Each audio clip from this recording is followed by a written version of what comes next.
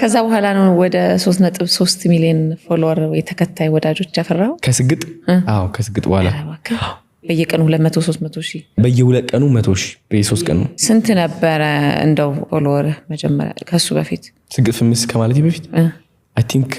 1.9 ሚሊዮን እንደዚህ ባጭር ጊዜ ውስጥ ነው 3 ሚሊዮን በአንድ ወር ነው እንደዛ የገባሁት አንድ ወር ከ3 ቀን so powerful ማለት this is extremely powerful አይደለ ምን ሐሳብ አለ እንደው በዚህ ተያይዞ ለመስራት ያሰብከው ነገር አለ አሁን ቱር የማድረግ አላማ አለኝ ቱር የማድረግ አላማ ስግጥ ፍምስ ቱር በኢትዮጵያ ጀምራለሁ ኢትዮጵያ በስነ ስርዓት አድርጌ ቱር አደርጋለሁ ከዛ በኋላ ኢንተርናሽናሊ ሄዳለሁ አሜሪካ ዩሮፕ አለ ምንድነው የምታደርገው ኮች የኮንፊደንስ ስልጠና shadow work የሚባል አለ which is ሰዎችን ጨለማቸው ተጋፍጠው የዛኔ እዛው ስቴጅ ላይ ያለው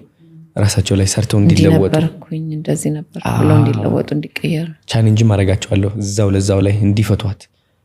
ያቺ ፍርሃታቸው እና ቲክቶክ ስልጠናም ሰጣለሁ ክሬቲቪቲ በቃ አብዛኛው ሰው እንዲወጣ ባይዘው ሰዎች ስንባል ክሬቲቪቲያችን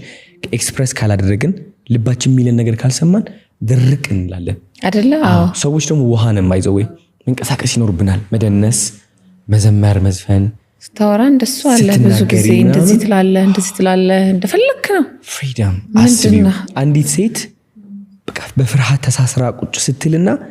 ራሷን የመግለጽ ነፃነቱ ሲኖራት ያላት ኤነርጂ በጣም የተለያየ ነው ስለዚህ አንዲት ሴት እሱ ደረጃ ላይ መድረስ አለባት ወንድም ቢሆን ከዛ ወንድ ኩሩት ልበል ምናምን የሚለው አሳሰብ ወጥቶ ትንሽ ለስለስ እንዲል ስል ሪስፖንሲቢሊቲ መኖር አለበት